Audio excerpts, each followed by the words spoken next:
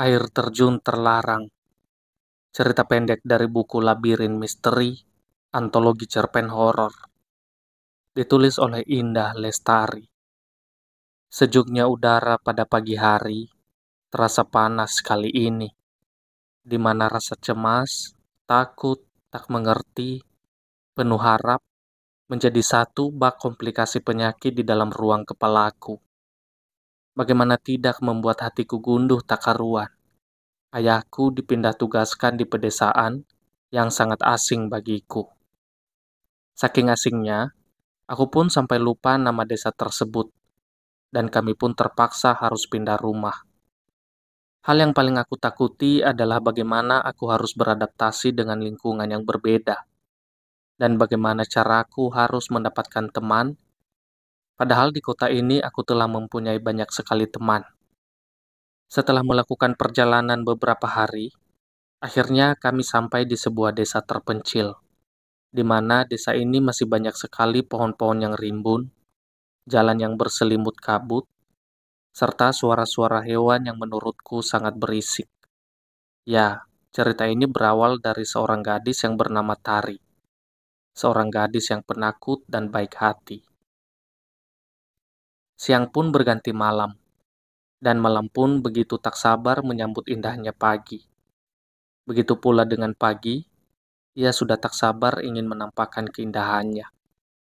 Tepat pukul 8 pagi, aku membantu bundaku membersihkan rumah, seperti menyapu rumah dan halaman rumah.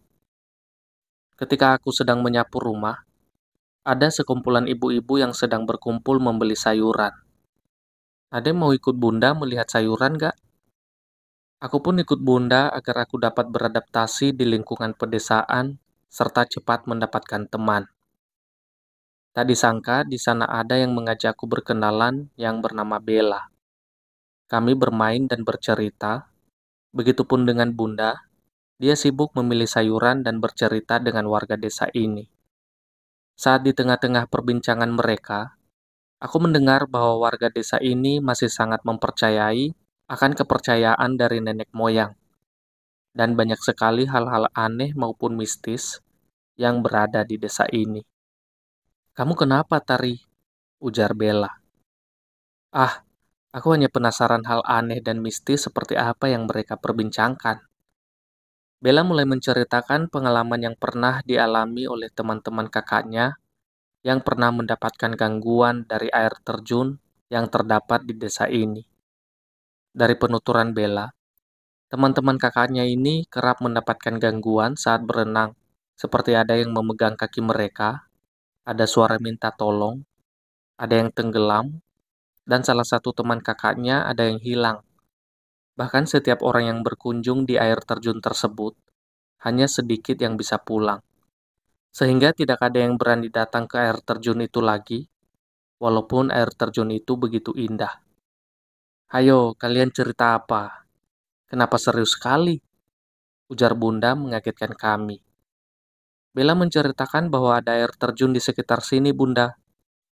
Ibu Bella pun kaget akan penuturan yang kukatakan. Ia pun menarik tangan Bella sambil berbisik-bisik entah apa yang sedang mereka perbincangkan. "Kamu jangan pernah ke air terjun itu." "Kenapa?" ujarku dengan penuh rasa ingin tahu. Akan tetapi ibunya Bella langsung pergi ketika ibu-ibu yang sedang memilih sayuran itu melihat ke arah kami.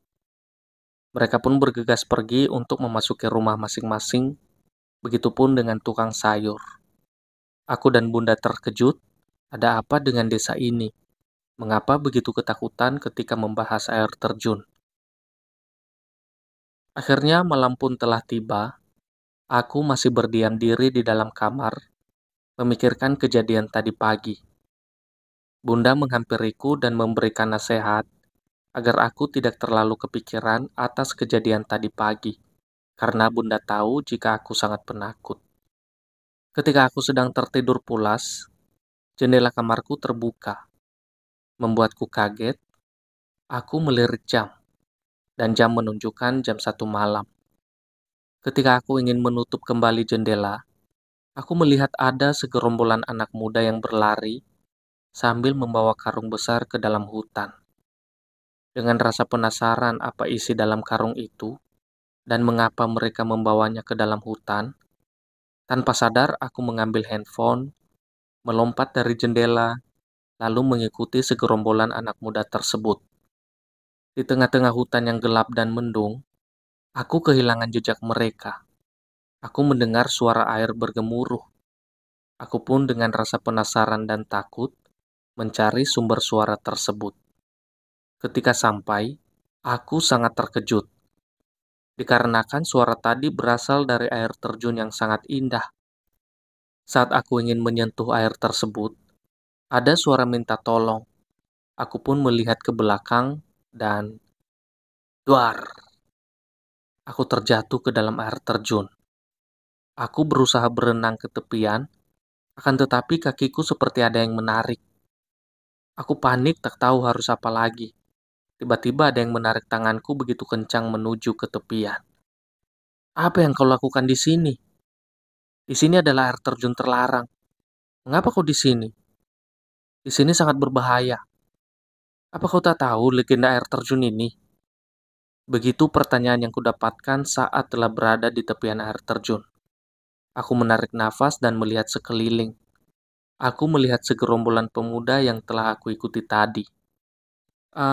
Aku melihat kalian lewat jendela kamarku. Lalu dengan penasaran kemana kalian pergi, aku mengikuti kalian. Ujarku dengan nafas yang tersengal-sengal. Dasar bodoh, kami hanya membuang sampah di hutan. Aku melihat sinis pemuda yang telah berbicara itu.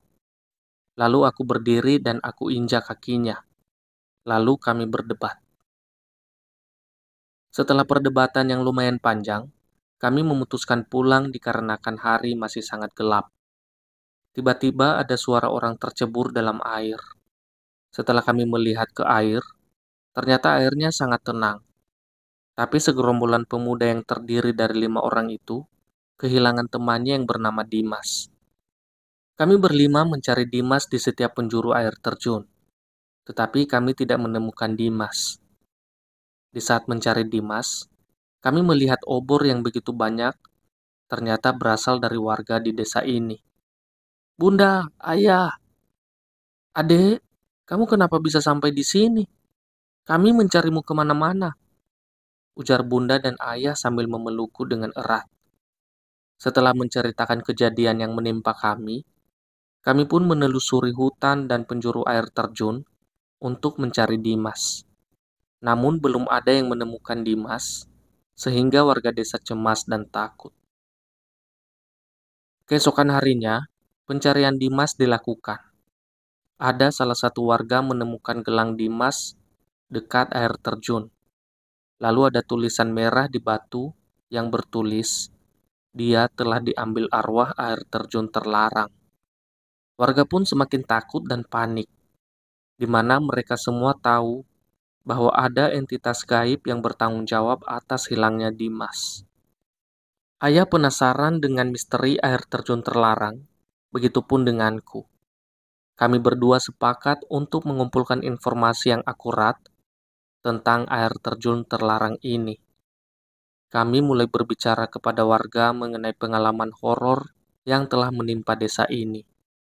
Ternyata warga di sini menyiapkan semacam ritual untuk mengusir jin atau setan agar tidak mengganggu desa ini.